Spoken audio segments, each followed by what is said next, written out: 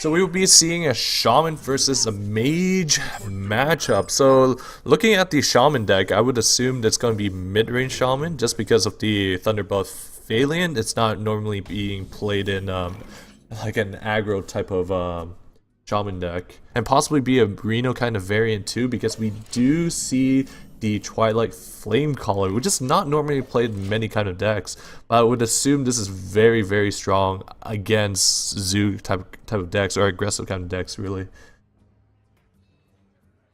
So I'm assuming that that GetOutplayed play Totem Golem on turn 2, and followed up on turn 3 with Coin. ibecrafting coined out the Disciple of Cthulhu in order to deal 2 damage to the Totem Golem. It's just so the Disciple of Cthulhu gets an efficient trade on the first Totem Golem that was played, and GetOutplayed followed up with a second Totem Golem. So ibecrafting is playing the Cult Sorcerer, a 3/2, which is not bad in terms of contesting a Totem Golem, but we will see GetOutplayed lightning bolting the 3/2 and getting tempo and board control.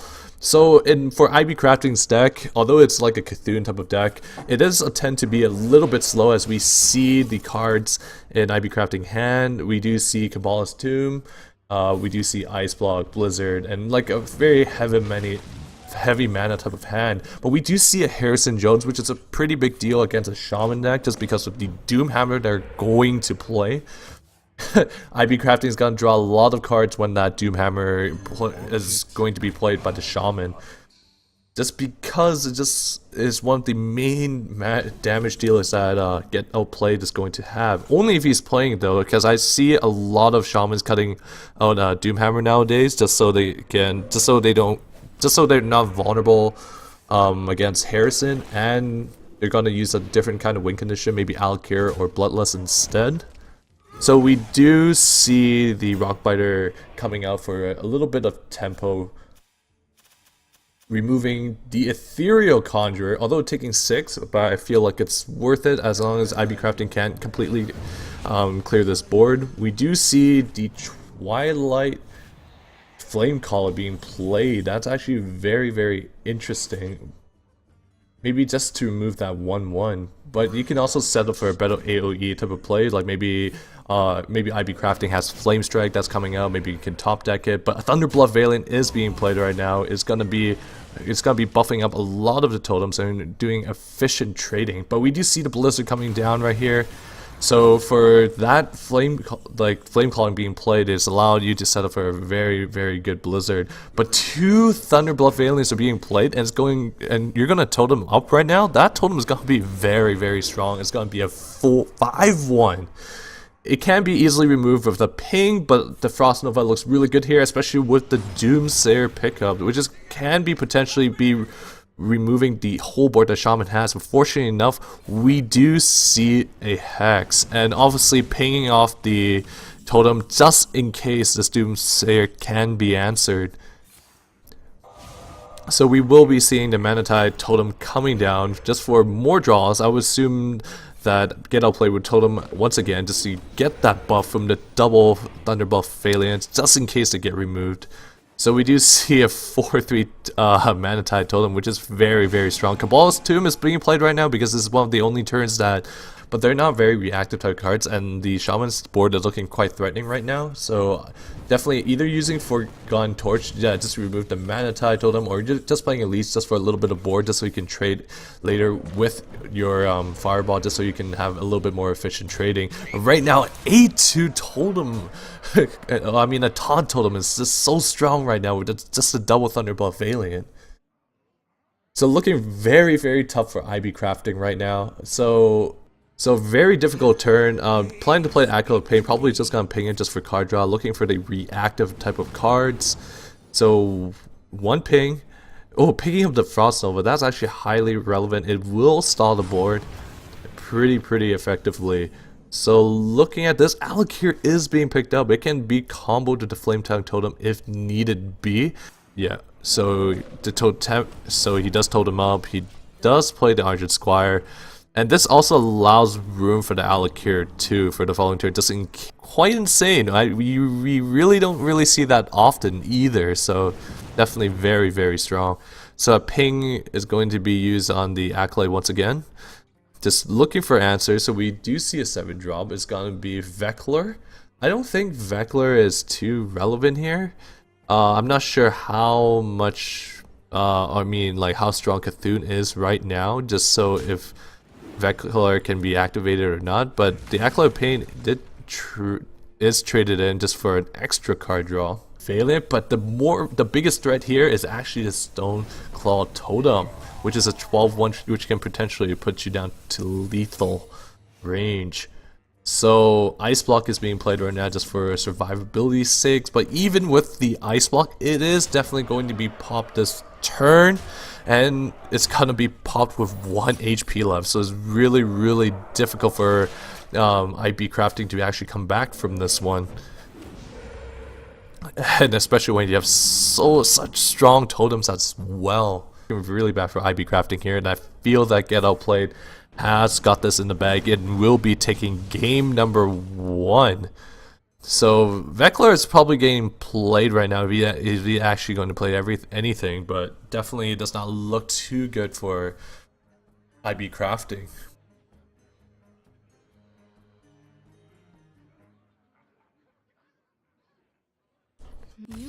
Yeah, so GetOutplayed does take game number 1 with this Shaman deck. Shaman prevailing as before just because it's just a strong and solid class. And it's pretty good against most of the lineup. I mean, most of the classes that ibecrafting is actually playing right now. So like Warrior, Mage, and you could potentially go into a Mirror match. So definitely not bad playing the Druid right now. And it doesn't seem like GetOutplayed is actually playing the Miracle version of the Druid deck, just because we do see the Dark Aracona, which is not normally being played in, but we do see GetOutplayed having a really good looking hand. He can use the Wild Growth the next turn, which would put him at 4 mana for the following turn, and he can innervate the Dark Arakoa? Yeah, Arakoa. So GetOutplayed is actually thinking of what to actually do here. He has 2 kind of options. He can either innervate the Cthulhu's Chosen, or yeah, just Wild Growth is not bad as well. I definitely like the Wild Growth. It does allow you to innervate the Dark Arakoa, so it's definitely not bad.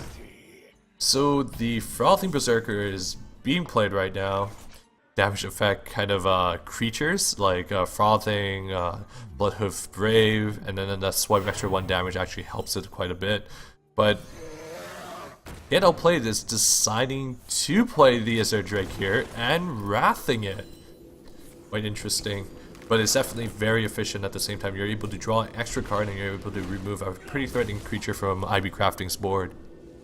Yeah, he's just thinking at the moment, but I see him highlighting. Yeah, definitely, he's definitely not lagging. So Blood Taker is being played right now, so I'm assuming the Execute is going to be played, or is he going, because he can't play anything else. Like, he can't play the Korkon, nor can he play the Rocky Weaponsmith. So he's probably gonna, okay, so he's probably gonna use double Blood Taker, but is he gonna execute it? I don't really think that's that good of a play. I think that's not as mana efficient.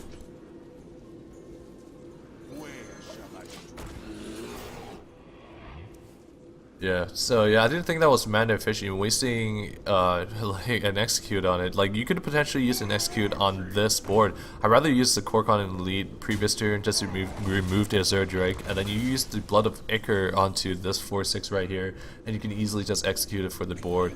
But the Dark Arakoa is going to be played here. It's gonna be pretty hard for ibecrafting to actually remove just because it's just such a sticky kind of board. So looking pretty awkward for ibecrafting not being able to remove this huge taunt. So just playing the Bloodhoof Brave, I would definitely agree with that. It does force the Druid to actually use his hero power if he wants to remove it, but as we so that the Druid wouldn't be establishing another big creature, because potentially the Druid can actually establish either Vekler or another Dark Arakoa, so if he didn't need to hero power. So definitely using the hero power and the creature to trade it in. So ibecrafting is at 7 mana. There's a couple things you can do. You play the Frenzy Monkey and the Rocky Weaponsmith. I definitely like this, but it doesn't really allow ibecrafting to actually remove this Dark Arakoa immediately. But he can punch it in for 2, just so the Frenzy Monkey can finish it off efficiently, but removal that you can do with the Swipe and Cthulhu's Disciple, but I definitely like displaying the Veclor here. It's actually sticky enough, and then it's really hard for the warrior to actually remove it, just because you know it's because the warrior has such a low amount of cards in his hand.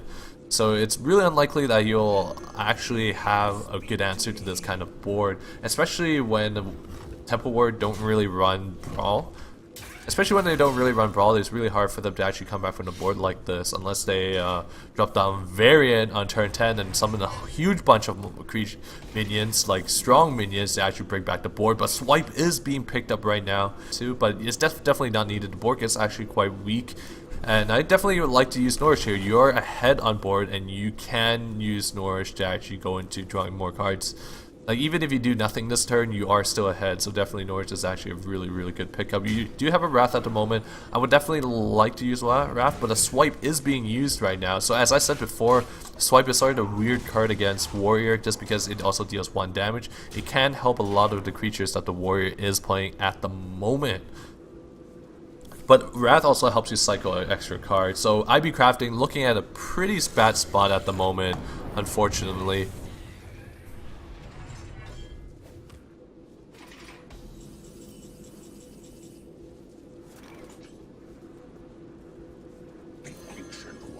Yeah, so playing the Ancient One, so very interesting. So Cthulhu is at 1616, so ibecrafting is pushed into a spot that is actually very hard to actually come back with, just because there's just so many sticky minions. Behold the armies of Stormwind.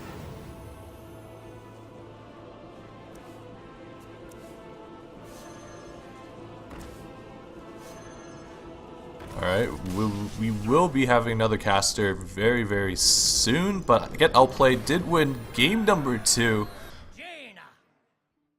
You asked for it. Watch your back.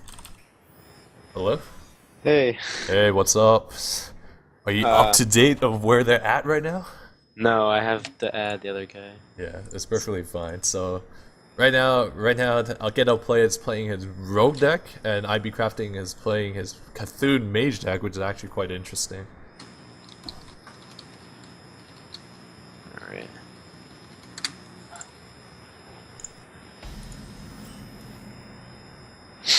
One second and I'll be in. Alright, no problem. So we do see GetOutplayed having a very weird kind of starting hand. You do have the SI like that you can play on turn 3 for a tempo play, but you definitely can't combo it just because you don't really have the coin, so it does feel a little awkward there. ibecrafting on the other hand has a pretty good curve, can play the Cold Sorcerer right away, but he actually decides to coin in the Acolyte of Pain. Well, it's just because that ibecrafting probably knows that GetOutplayed can't really remove this card efficiently unless Shadow Strike is actually being played, so he will be guaranteed a couple of draws, so definitely a pretty heads-up play there. So ibecrafting paying its own Acolyte just for the extra draw, guarantee himself two draws, so the SI is probably going to trade the Acolyte, just deny some draws, and the Violet Teacher is being developed. I wouldn't be surprised if ibecrafting actually fireballed here. I would actually like that because Violet Teacher in certain scenarios is actually quite threatening. But you can also develop something like a Water Elemental, but I definitely like fireballing that. So yeah, so that's what ibecrafting is actually doing right now. Just because for Rogue, Violet Teacher is one of the more threatening type of creatures. But Zerdrake will be being played on curve, which is actually really good, especially picking up that backstab. Especially had another Visor to actually follow it up, which is not too bad. So we do see the Water Elemental being played now, just establish a little bit of board and potentially wanting to get that 2-for-1. But we do see an Auctioneer being in a GetOutplayed's hand. You can actually potentially just play the Auctioneer and just prep into something, or yeah, just use the backstab and prep into the Viscera, drawing 2 cards. Oh, but you don't really need to. You can just backstab it and then prep the Fan of Knives and then use your dagger to hit the Water Elemental for its last health and just beating down ibecrafting for 7. So Get Outplayed is actually doing really well in this series right now, being very dominant. So we can see a Blizzard being potentially played, and we also see another Flame Strike on ibecrafting's hand, so you can definitely follow that up in the following turn if this doesn't actually get too disastrous. Get Outplayed can cycle a lot more cards before this whole board is removed.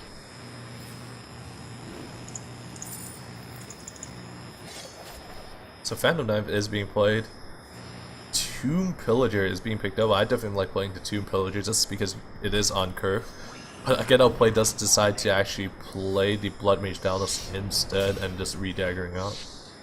Well, I guess like this also plays around Flame Strike, so it definitely isn't too bad. Alright, I'm getting in here. Yeah, Yep. Alright. That Flame Strike looks good there. That's Yeah. not a good hand, definitely for ibecrafting. Yeah. Can't see GetOutplayed's hand yet. Let's see. It's also a really fun card to have. Yeah, I think it's fun, and it's good for if you have, well, there's the Zorl. The Zorl is always good. Kind of useless in some scenarios, so. Boy. Oh, that's actually pretty sick. Look, Conceal is being picked up. Has he played both his Gadgetins or only one? He did play only one Gadgetin at the moment. Okay. They get Flame Strike down. He's got another one in there. 10 cards left. Yeah. And this is where the rogue is gonna. Yeah, it feels a little awkward, but Deadly Poison seems pretty good value with the Harrison at the moment. But he can also develop a secret, which is actually not too bad. Yeah, and as we can see, he doesn't have another Deadly Poison in his hand, so this should be good for now. Yeah. Ooh, having that Conceal up too. Like now that Get Outplay can actually unload a lot of with Dispels alone either, just because it's only 10 damage with just the Eviscerates. True. Unfortunately. So he's gonna be trying to push some damage phase. He does have a lot of cards in his hand, so I can understand this. He's got the spell damage on board. Yeah, so 6 damage going to phase, and then another 5. Well, actually, I imagine he eviscerates and shadow strikes here. Yeah, I definitely like that as well. Prep. So he decides to prep. I guess like you might want to develop a Tomb Pillager. Yeah. Oh, that's a good play. Yeah. Yeah, I definitely like that. And it also allows you to develop a weapon too. You don't really necessarily need to use a Viscer Red Boy. Yeah, you still have the. Either you're trying to counter Zoo or you're actually playing Reno. So yeah, playing the Reno just to survive a little bit. This is actually quite. Renos are usually actually quite good against. 5. He's only got 13 cards left. Yeah. So he's used most of his burst. He's gonna be able to ping, trade, and still have Reno on the board. This is. Play the Leperno and Conceal and potentially have a power turn the following turn. And just consistently go phase. Just try to go to phase as much as possible, I guess. Because you're running out of damage. Or at least that's how I feel. Yeah. I think you just. My play here would be. I would Cold Sorcerer as well, but. Oh man. Oh, Arcane Missiles. That's good. Close. He does miss one. Ooh, but he has spell damage too, right? Oh yes. He Oh. did miss one. He missed 1/1/1 on his Cthulhu. Oh, he did. Oh, and he hits the. Oh, net. he hits one. Oh That's man. very good for him. That is really good. Holy cow. So he did actually save a lot of HP. Oh man, so all of a sudden it's looking pretty good for IB crafting. Definitely. Yeah, you definitely do. It's just gonna be really awkward in the hand, and you don't want to. If you do end up playing Elise, you don't want to have the Twin Empress in your hand because it's a good card to play before that. We do see like Cthulhu's Chosen, I believe. Yeah, Cthulhu's Chosen in his hand, so he can't. He But does again- have some activators. Yeah, but again, it only gets it up to a 9/9, so then Yeah. he's stuck and he has to play. He has to play Sorcerer plus another spell, unless he has another one of Cthulhu cards in his deck. Yeah, definitely. Ooh, actually picking it up right away. Yeah, Beckoner of Evil. All right. Yeah, Beckoner of Evil, looking pretty good. He's definitely gonna want to kill a Tomb Pillager this turn. Yeah. And after this board is cleared, it's definitely getting rough for Outplayed. He's top decking really, unless he needs to pick up an Auctioneer pretty soon, so we can start cycling. Because with the coin and the sap in hand, that would be really good if he picked up an Auctioneer right now. Yeah, definitely. You might almost just, I don't know. No, that would be. You could still Dragon's Breath face. I mean, you want to clear board, but at the same time, you want to get the spells in, and there's no heal. Now he's at a 9-9, so he just needs. Go. Yeah, this is really favoring IB crafting at this point. There's nothing really Outplayed can do at this point to deal with an Antonidas, the Twin Emperors, a Bran, excuse me, and more like. Actually, if he waits and IB crafting, if he's greedy enough, he can Bran into Twin Emps next turn. Oh, that's disgusting. So I think that's So actually very sick combo. Yeah, I think that's that's what actually- he yeah, definitely yeah. saw it. Yeah. Yeah, just by playing just the Doomsayer alone. Oh, Leroy is. That's picked not up. enough. Yeah, that is not enough. There's only 9 points of damage. Oh. Oh, and that's it. Yeah, and that's it. And he knows that He doesn't have knew enough there's damage something to in the finish. deck. Yeah. I kind of want to see the 3 Twin Emperors. Like, what comes out there? Oh man, so it's Rogue against Druid. So this is actually a pretty interesting type of matchup, and we do see Druid. It's playing the Cthulhu's Chosen, so it definitely is a Cthulhu type of deck. I'd be interested to see if this is a. Oh, yep, it is. It's a Cthulhu Druid. Yeah, I'd be interested to see if he has Yogg mixed in. yeah. I definitely like seeing the Yogg one, man. It's actually quite Ooh, interesting. that is a card that Outplayed needed. Van Cleef. Yeah, Van Cleef. Really hard for Druid to actually remove that card since they don't have silence anymore. Definitely. Yeah. Oh, it's concealed too. Oh man, that's actually quite good. Yeah, we might be seeing a really early Van Cleef here. Yeah, I definitely like seeing really early. I think if he goes for the spell, then he might be playing Yogg. It's possible. Ooh. Out of these 3, I think I'd like Feral Rage. Yeah. If it helps with the burst damage, because you don't want to get bursted down, but he's going to take Wrath. Yeah. I guess that's good for like SI and some weaker minions, but all these burst spells, the longer that IB Crafting waits to put something on the board, the bigger this Edwin's going to get. Yeah, especially And with that back that this- was picked up. There's a lot he could do here. He can oh my god, and a sap. Oh my god, so Yeah, coin this- first. I think he's going for it. Yeah, I Coin, definitely like it. Backstab, Deadly Poison. And then just play Edwin. Yeah. Yeah, that's a pretty big Edwin. It's gonna do a lot of work. Is it actually, is it a 6-6 or is it 8-8? I think it's an 8-8. Oh, that's actually Yeah. pretty sick. Just because it plays around the double wrath, which IB Crafting actually has right now. A nuisance to get this Edwin removed, definitely. Yeah, definitely. Dealing 16 damage to the face is nothing to scoff at, man. I think he only gets 8 in though. Like, I think yeah, I think if he saps here, he might get 16. yeah, you might get 16. Oh, conceal. Yeah, concealing. Okay. Oh, I didn't think about that. Yeah. Yeah, it's definitely a good play. Yeah. Oh, and he's saving a sap too. That's actually pretty heads up, just in case of a taunt. So Yeah, that, now if that Druid of the Claw comes down, it's Yeah. getting sapped, and he's going, Yeah. oh, this is bad. Oh man, there's gonna be a lot of damage going to the face. This sap's gonna come in, Yeah. and I think he knows, but he just wants to cycle because he's gonna sap no matter what. Whoa, picking up another sap. That's actually quite disgusting. this is mean. Yeah, this is mean. This Oh Edwin is just man. Yeah, there's IB definitely Crafting just nothing. lost. Yeah, there's nothing. That's insane. Yeah, that is insane. Oh man, an 8-8 Edwin doing Like that's something work. that the Rogue just cannot deal. The Druid just cannot deal with. A Yeah. big minion early in the game. Maybe That they is need to take him crazy. some silences, man. Some silences. So we do see GetOutplayed winning 3-1 against IB Crafting.